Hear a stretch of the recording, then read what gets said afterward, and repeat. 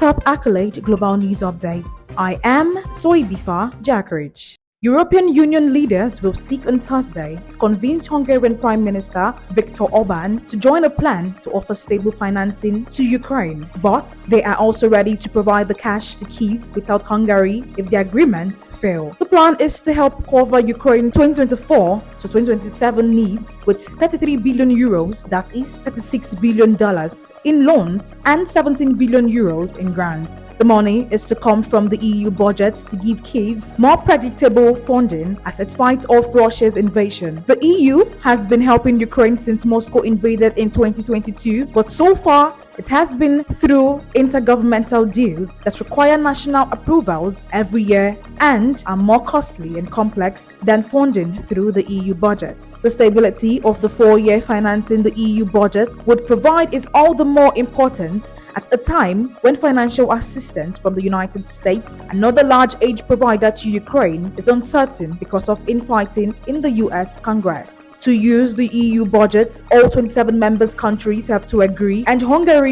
which cultivates close ties with Moscow, want to be able to veto the disbursement every year. The other 26 EU countries have rejected Hungary's demand, and they and Hungary have been in a standoff since December. The summit on Thursday, called to resolve the issue, is the last opportunity to reach a deal before abandoning the EU budget as a way to fund Ukraine and return again to the more complex, costly, and less predictable financing used previously. The EU cannot wait another longer because Ukraine is expected to run out of cash to run normal state functions in March. To partially accommodate Orban's demand, the leaders will suggest holding an annual debate on how the EU aid to spend by Ukraine without giving Hungary the right to veto the money. A draft proposal prepared for the Thursday meeting showed it is not clear if Orban will agree to such a deal. Orban's ambassador to the EU told his counterparts at a preparatory meeting on Wednesday that Budapest still wanted veto power.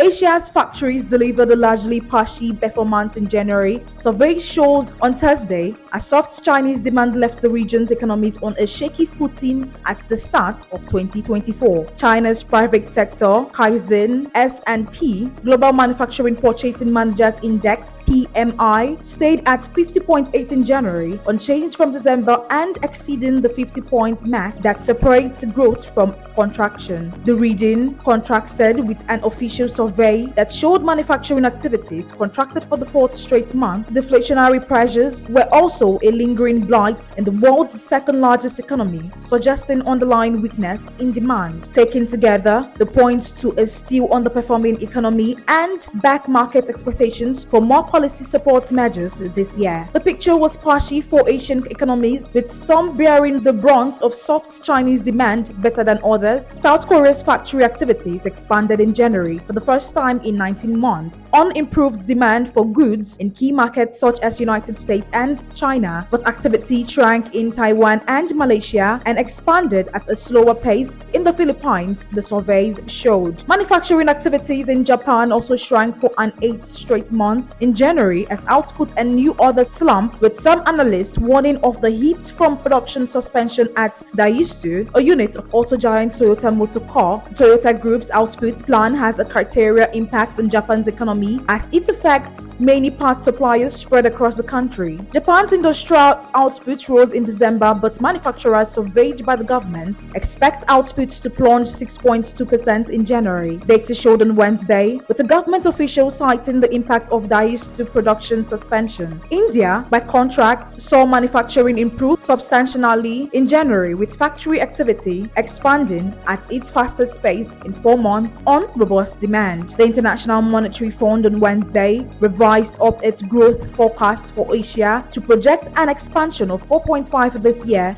driven by robust US demand and the robust from expected stimulus measures in China. But it said the recovery would be divergent across economies, with Japan likely to see growth slow to 0.9% in contrast to an expected 6.5% expansion in India. The IMF expects China's economy to expand 4.6% this year, slowing from 5.2% in 2023.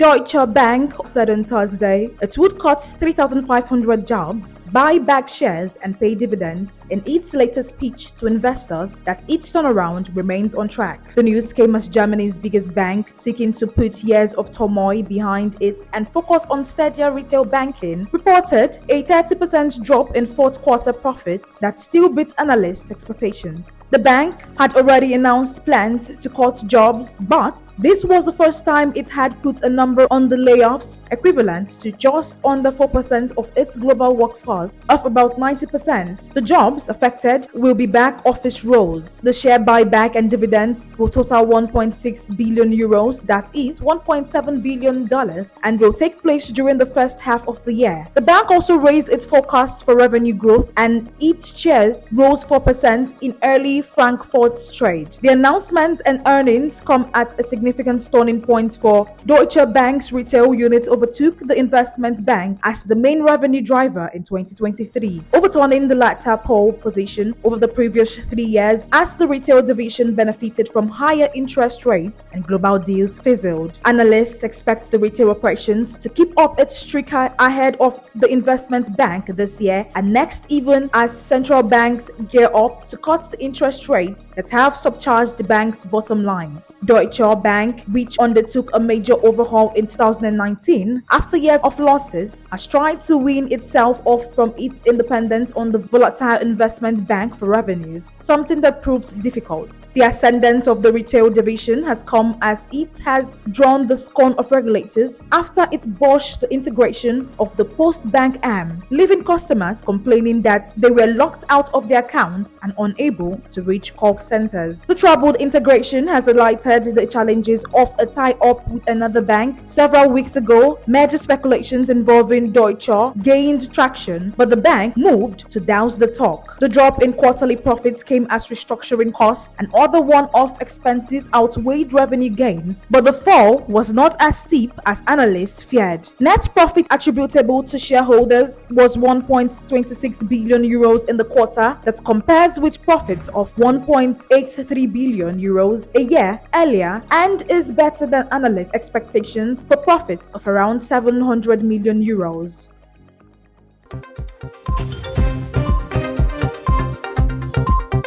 Technology giant Google has signed its largest ever power purchase agreement (PPA) with offshore wind project off the coast of Netherlands as part of efforts to green its power supply and hit climate targets, it said on Thursday. Renewable power project developers are increasingly tying the electricity output to long-term PPAs to provide revenue security, while corporate buyers are keen to lock in supply and ensure they meet targets for sourcing clean power. Under its largest offshore wind PPA to date, Google has agreed to take 478 megawatts of power from 2 new wind farms developed by Crosswind and Ecowende Consortia, joint ventures between energy companies Shell and Dutch utility Eneco. It also announced smaller renewable PPAs in Italy, Scotland, and Belgium, but did not disclose any financial details of the deals. Many companies with smaller goals currently work on an annual basis, matching PPAs or purchases of renewable energy certificates with their yearly electricity use. Google, however, is seeking to match each hour of electricity used with an hour of clean power production, something proponents of the method say better reflects companies' actual energy use.